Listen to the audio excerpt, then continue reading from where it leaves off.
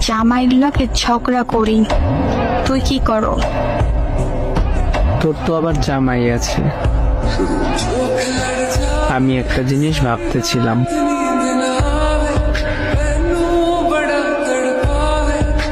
কি?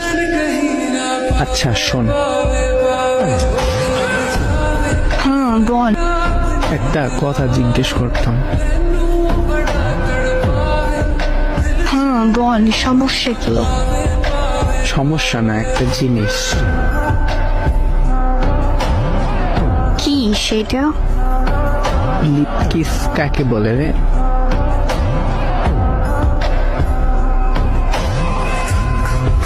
বলবো? হ্যাঁ বল।